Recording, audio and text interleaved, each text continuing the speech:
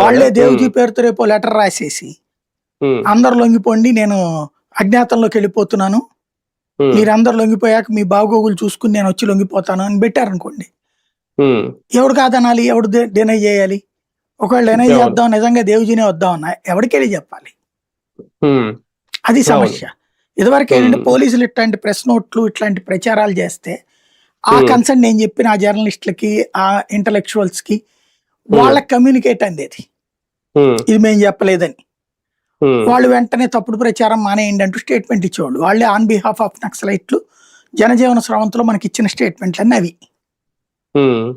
ఇప్పుడు అట్ట కుదరదు ఇక. అవును అవును.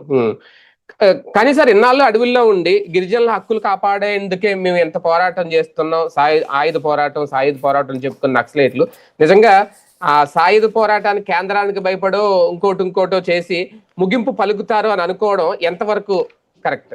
అంటే నక్సల్ సిద్ధాంతాన్ని నేను నక్సలైట్ల కోణంలో చూడను, అలాగే ఇటు యాంటీ నక్సల్స్ కోణంలోనూ చూడను, రియాలిటీగా చూస్తా నా వర్క్ నేను. ఎందుకంటే ప్రాక్టికల్గా నేను గ్రౌండ్ చూశాను, తర్వాత చూశాను, ఇప్పుడు చూస్తున్నాను కాబట్టి. నా దృష్టిలో కనబడుతున్నటువంటి ఒక ఫీడ్బ్యాక్ అలా ఏంటంటే, ఆ రోజు నక్సల్స్ అవసరం ఉంది గిరిజనుడికి, ఆ రోజున కమ్యూనిస్ట్ అవసరం ఉంది జనాలకి. ఎందుకని? తిండి బట్ట వసతి ఆ రోజున ఎంత కష్టపడ్డా అందులో 10వ వంతు కూడా అందుకునేవాళ్ళు కాదు.